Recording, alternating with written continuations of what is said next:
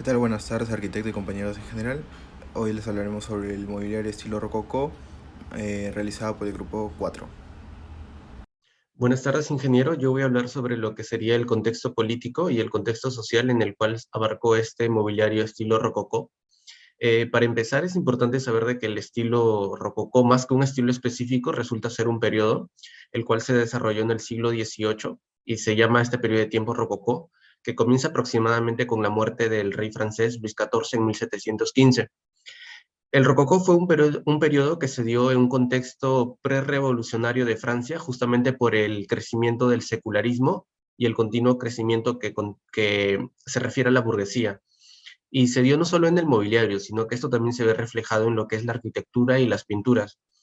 Los patrocinadores de arte no eran exclusivamente reales y aristocráticos. Esto, de cierta manera, conllevó a de que los artistas y artesanos podían comercializar a un público más amplio, y no necesariamente estar ligado a los de la clase alta. Por lo tanto, los de la clase media también tuvieron acceso a este tipo de mobiliario, pintura y arquitectura. Al lado derecho tenemos la influencia del rococó en el mobiliario. Como podemos ver, a medida que las herramientas manuales se volvieron más refinadas para este ciclo, el proceso también se desarrolló utilizando estas herramientas, que viene a ser la incrustación, que es un elaborado proceso de incrustación de diseños de madera y marfil de pieza de chapa que se adhiere justamente en los muebles. Y el efecto es similar al parquet, como este ejemplo de esta silla al lado derecho. También tenemos esta cama, el cual que podemos ver de que está influenciado justamente por el estilo de Luis de esta época, ¿no? Ya que estos tienen un carácter más ostentoso, más que utilitarios, se usaban mucho las maderas doradas, y el adorno más sobresaliente de este estilo es la marquetería hecha con maderas de color nácar, conchas, marfil, así como cobre y estaño. Los muebles de estilo Luis XV podrían llenarse con incrustaciones como este tocador, que podemos ver que son símbolos del estilo rococó para esta época. Ahora, con respecto a lo que sería el contexto social, hablar de esto conlleva hablar sobre un poco el estilo previo que era antes del rococó, que era el estilo barroco, que perduró muchos años y que se realizó en París, ¿no? Y después en el resto del mundo occidental. Pero justamente el estilo que tomó su lugar fue el rococó, ya que perseguía una mayor delicadeza en la escala de los objetos y una conexión más íntima entre los muebles y las personas. Este estilo rococó designa justamente un desbordamiento de la decoración hasta un extremo que ya roza muchas veces lo que sería la extravagancia.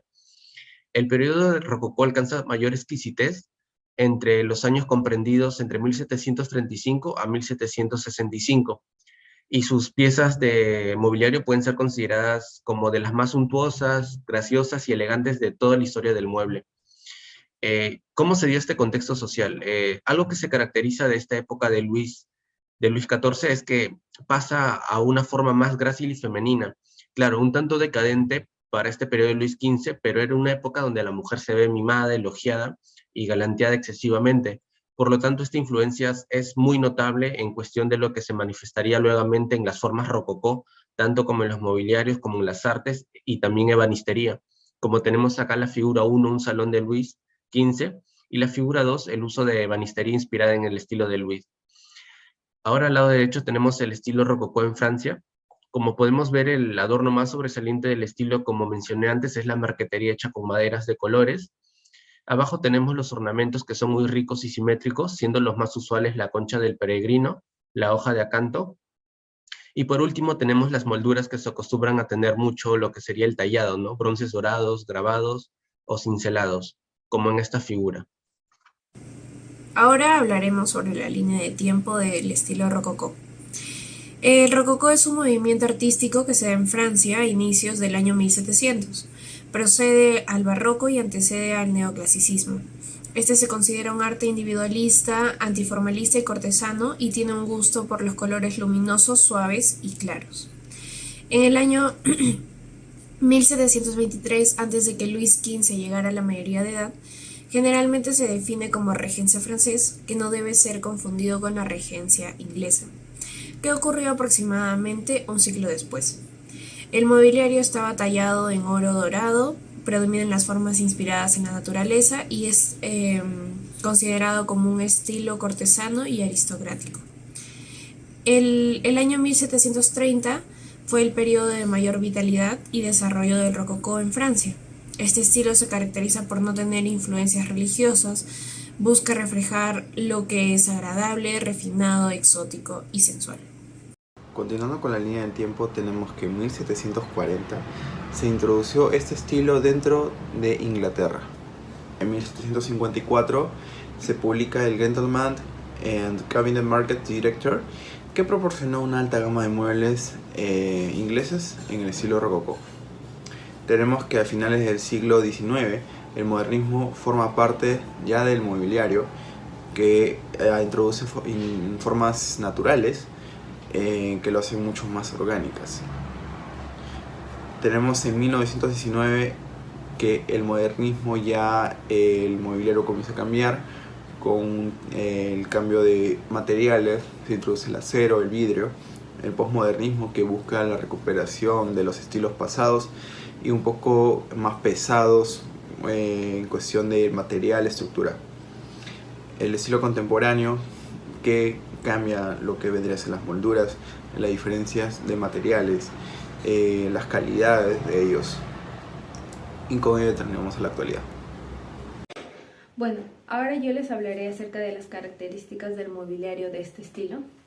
Bueno, básicamente eran objetos finamente pulidos, tratados con lacas de colores, tallados dorados y elegancia decorativa y frívola. También se dice que tenían un rechazo a los elementos estructurales rígidos como eran la simetría y las líneas rectas, por lo que pasaron al uso de curvas, ¿no? Con un toque más femenino, y se dice que estos muebles tenían más atención a lo que era la comodidad, ¿no? Para los usuarios. Entonces creo que uno de los muebles más representativos o fundamentales de este estilo encontraríamos al chaise longue, que podemos ver en la figura 1, ya que este mueble está trabajado con total asimetría y también con el uso de las curvas, ¿no? Bueno, otra de las características resaltantes es el uso de los tonos claros y suaves. Se dice de que estuvo a la moda los colores pasteles, sobre todo los azules, los verdes, los dorados, los rosados y los beige. Y bueno, también se dice de que los muebles del estilo rococó reflejan una vida sin preocupación. Entre otras de las características encontramos el uso de las flores, las hojas, las ramas como motivo de ornamentación, ¿no? En la ornamentación de esa época. También, por otro lado, estaba la tapicería, que era lo más caro y preciado de las sillas. Se dice de que se usaban distintos de acuerdo a la estación, o sea que el terciopelo se usaba en el invierno y que el algodón se usaba en el verano. También encontramos a lo que es las maderas más populares que se usaban para los mobiliarios. Entre las más populares estaban el palisandro y el palo aloe, y entre las que se usaban en las maderas más locales se encontraba el acebo y el arce, ¿no? Bueno, entre los mobiliarios fundamentales o importantes también encontramos a lo que eran las cómodas, ya que se adquirían en parejas. Correspondiente al análisis morfológico de la cama estilo rococó, en el aspecto formal podemos apreciar que estos se distinguen por su forma curva en las patas, la hermosa tapicería de seda o bueno, los adornos floreales o orientales, adornos mosaicos, incrustaciones y bueno, esculturas artísticas. También se puede apreciar una ligera simetría en los elementos decorativos. No solo cuenta con formas curvas, sino también con elementos circulares y algunos ovalados. Con respecto a la funcionalidad, el uso de este mueble se caracteriza para generar actividades de reposo y descanso. Los muebles se seleccionan de madera natural como tilo, nogal o maciza, y los decorados son de adornos rizados con flores. Siguiente. Bueno, con respecto a las medidas de la cama, presentamos una cama queen size con una proporción de 1,60 m por 2,10 m, con un respaldar de 1,50 m de alto. Como elementos estructurales podemos apreciar que esta cuenta con 4 vigas y 4 columnas, todas hechas de madera maciza. Siguiente.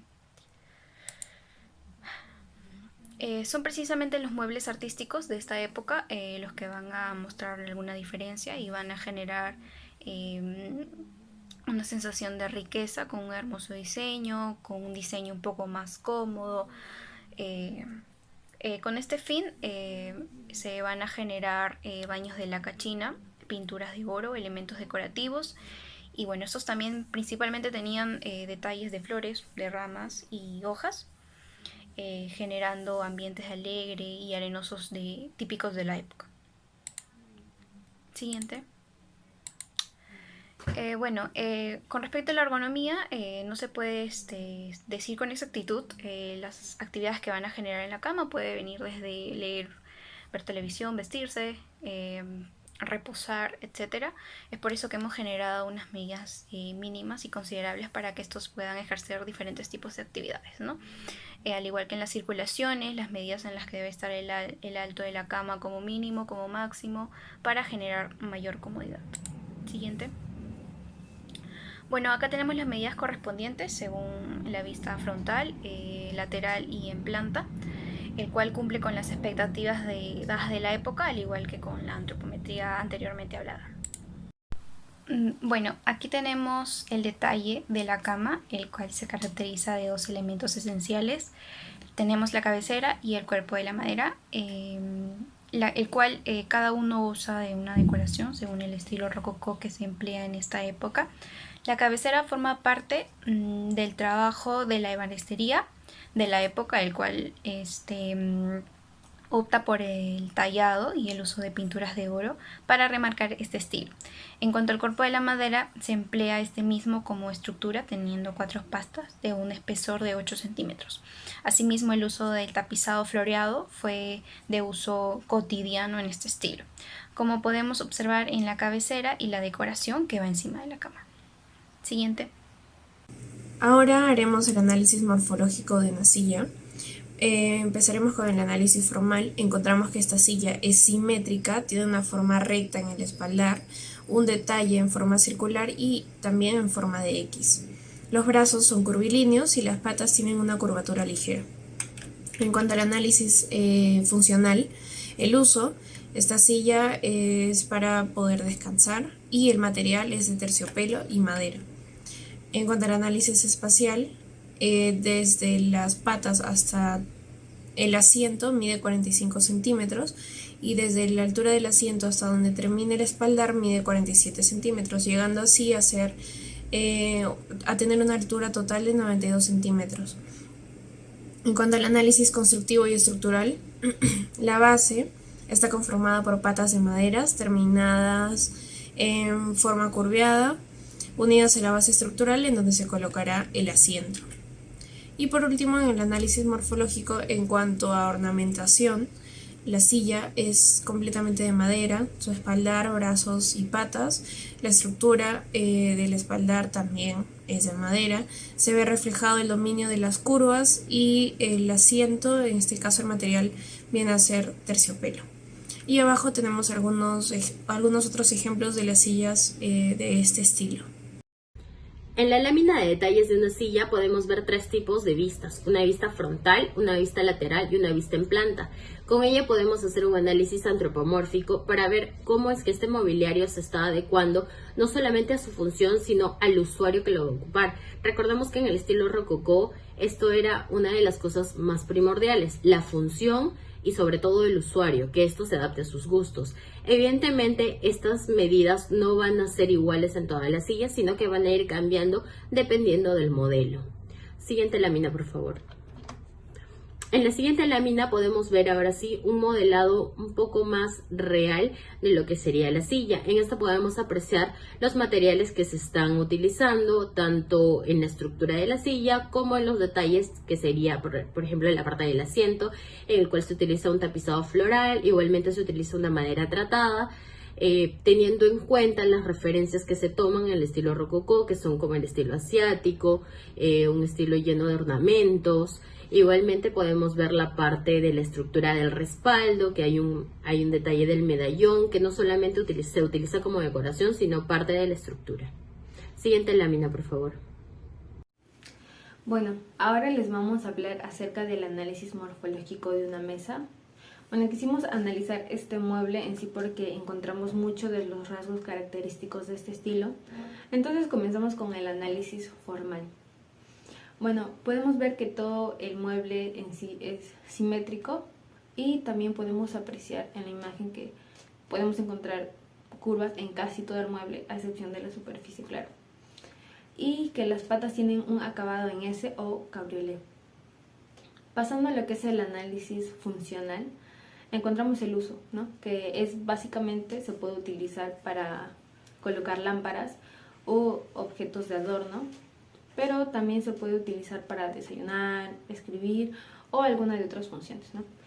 Bueno, también encontramos por último lo que es el material, que tiene un marco de madera y está decorado con una ornamentación de bronce dorado.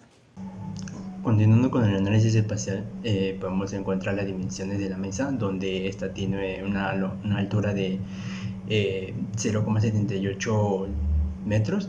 Esta se podría ser dividida en dos partes por la forma de S que tiene las patas. También tiene una longitud de 1,17 centímetros y una profundidad de 0,40 metros. En el sistema constructivo y estructural podemos observar que están constituidos por 4 pilares verticales que están conectados con 4 elementos horizontales en los cuales conforman una estructura concisa. En la parte de la ornamentación podemos ver que tratan de resaltar su diseño, ya que tiene inspirado en las flores, en las hojas, en los pájaros, y las cuales son de forma curva y son talladas y pintadas. También podemos observar algunos ejemplos de este mueble y que algunos muestran una excesiva en la parte de decoración de la ornamentación y bien detallada y con las patas en forma de S. Comenzando con la lámina de detalle de la mesa, podemos observar las vistas lateral, frontal y vista en planta, una escala 1 en 100, donde acá se representa con las medidas mucho más detalladas y las divisiones que tiene cada una de las partes de este mueble. Continuando con la exposición tendríamos lo que son los detalles de la mesa. Este elemento se divide en 3 partes: cabeza, cuerpo y patas. En la parte de la cabeza tendríamos un tablero de madera con superficie pulida y molduras inferiores. En la parte del cuerpo tendríamos lo que es el travesaño de madera con detalles bañados en pan de oro, y en la parte inferior tenemos las patas, que son en forma de S o patas cabriolet. En cuanto a ergonometría, si una persona circula, la mesa llegaría a una distancia entre el muslo y la cadera de la persona, hace una aproximación de 0,78 metros. En cuanto a una persona ubicada o sentada al lado de la mesa, pues esta podría posicionar bien los codos a una distancia de 0,28 a 0,30 con respecto al borde final de la mesa. Y para finalizar tendremos las conclusiones. Gracias.